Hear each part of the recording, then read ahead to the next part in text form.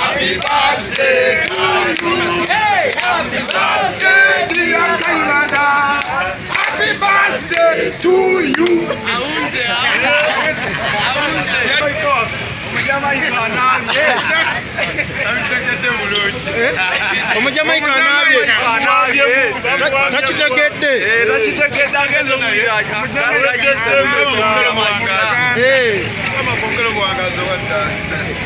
Kaibanda abantu bagamba mukama kwongera obuwangazi. Ayinga toli myaka ng'emeka kayibulo. Emyaka giri ng'emeka kayi. Olowooza alimu emeka? Alinga mwana. Ataano. Alinga mwana. Kaya alimu ataano. Alinga mwana. Kaya alimu ataano. Amulese kabizi n'alyako. Senga batugana olusaniya ne tumutereza wano. Singa bakoze batya? Olusaniya senga twawulesa olusaniya kabizi Kabizi agekola atya kwekuuma kubanga nyiryanga bwanyina kuba natandika omuwulanga ndi mwana muto naye kati mulaba alinga muvubuka omuto. ate bakyakwongera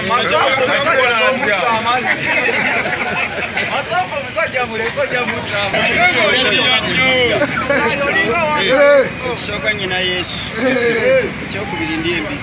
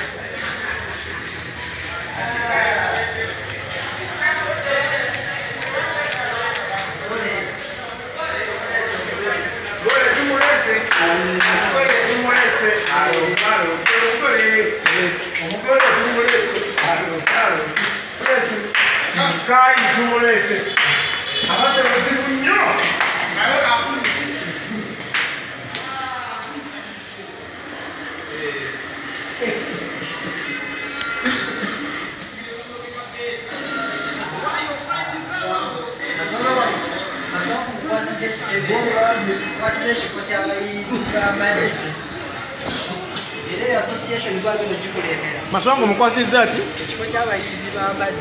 Association yagenda gikulira. Anekubyeko n'ennemerako nze mbadde ŋŋaanye. Nze mbadde ŋŋaanye. Ningamba sigenda kumuyira Kaibanda mazzi. Kaibanda yakulidde okubira essimu. Jamiru Kivumbi yankubidde. Nakugamba atya? Mupitu Bukoto Central. Nangamba tugenda kutola ddiiro omukazi ali wano jangu tukube ddiiro. Muno mwenjagalira ennyo ssente. Nange nenzija misinde. Obadde wa? Mbadde wa Kaliga. Baveterani bange mwembadde. Naye nga nkubira essimu ez'okumukumu yangu omukazi agenda yanguwa. Nange nenjivuga nenzija misinde nga manyi ez'omwaka omupya. Zingidde. Tugenda zikwatako. Jamiru. Omukulu kumbe oli mu lukwe lwa ebadde ddiiru ya kumuyira mazzi ssebo. Amazaalibwa ga Kaibanda gano ffenna gatukwatako nga bannayuganda. Nagezaako nnyo okumunoonyaako okuva we gaaliyo. Naye olw'obuvunaanyizibwa n'obuweereza bwalimu n'abeera muzibuzibu okukwasa. So olunaku olwaleero nkoze buli ekisoboka kyonna okulaba nga tukimaliriza tumulagiriko essayini kubanga musajja w'abantu. Musajja akutte ku bantu bangi ate ayagaliza abantu bangi n'ensi ye. So enteekateeka eno ey'okumuyitamu enteekateeka eno gyali baŋŋambye okumuyitamu nti mugaye tugende ku Kyusi naye ng'ateze ku Kyusi kikola ki? Tolina kugendayo. Sigendayo.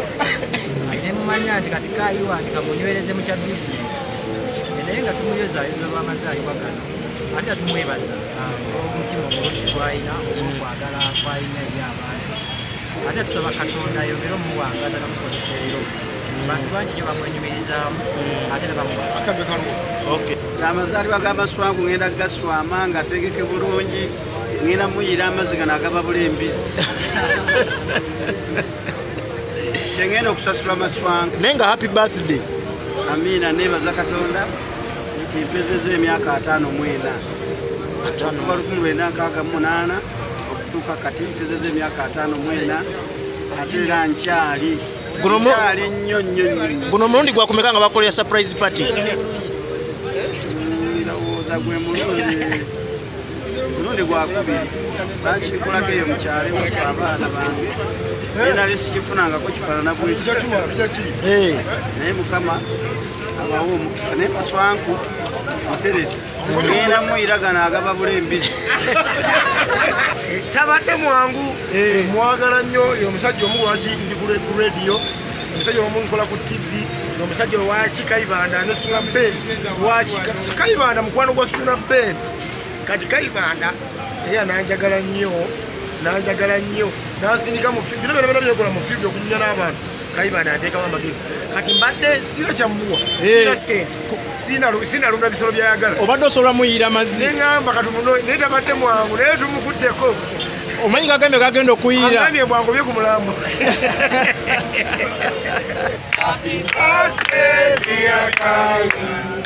Happy birthday, Kayibanda.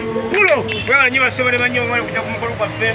Abagala fana abakola okuteji wano, abantu baffe bawulira mukete, abagala mukete TV ebale nnyo. Sasa nyini tugenda mukwasa akambe musomesa Kayibanda, wadde yanyigidde, nkamukwasa nsembere eno, ayinza okunkole neyaza.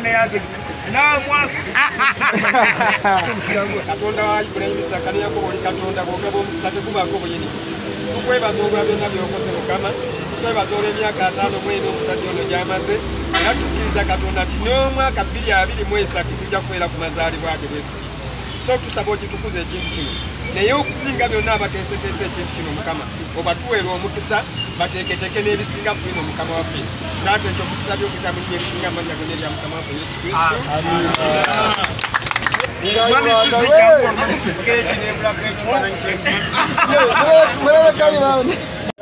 Basebone banyabo tukuli ku mazaalibwa ga Kayibanda. Mwena muwanike emikono nga mugisa wa Kayibanda basebone banywanyi baffe. Ngenda kubala olubala sero nga tututema. Kiki kyo complaining omusomesa Kayibanda kiki kyo complaining nga kiki? Ekifaananyi kya keeki tekituukiriza. Badde ogamba otya? Mwali gikoze mu mutwe gw'embizzi. Basebone banyabo sasa nyini ngambye empuno 3 nga tukkiriza. Ngambye tukkiriza. Ngambye nti mukidde nnyo mu nziba. Ngambye nti 2. Ngambye nti 1. Ngambye nti 0.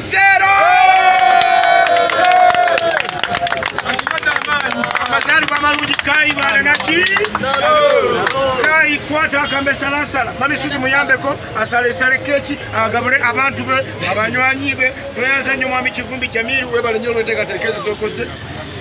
Nebaza mukwano gwange nanyini wano Wasuzi Hotel atukyazizza era atutegekedde Madamu Susan Banatta n'omwami Banatta enteekateeka eno bakyomyeko omutwe kulaba ng'ebeera bulungi nnyo ate nabo beebaza olw'enkwatagana twena nabo n'okubanga mwagalana mu mbeera yonna ey'omutima ogw'okuyambagana. Mukwano gwo Musumba Samuel owamanya basobodde kuba naffe naye naye akwagaliza amazaalibwa amalungi. Omuyambi wa Vice President mwami Kityambo Kimusuubire naye akwagaliza amazaalibwa amalungi. Kale tweyanza ekitaato omulungi naye nze nkwebaza okutuza okuza ku makya ogenda okukola kubanga tuba tukimu twebase Siyani Nyoko. awo kitegedde. Maswanku omazaalibwa ga muganda wange Seeguya aga54 kabala omukisa guno mukwasa esaati eno nga mukoola ajja twegatteko mu struggle ey'omukulembeze w'eggwanga yalondebwa ow'11 Robert Kyagulanyi Ssentamu tuweereze obuweereza bw'abantu obw'amaanyi g'abantu muganda wange tukwaniriza mu struggle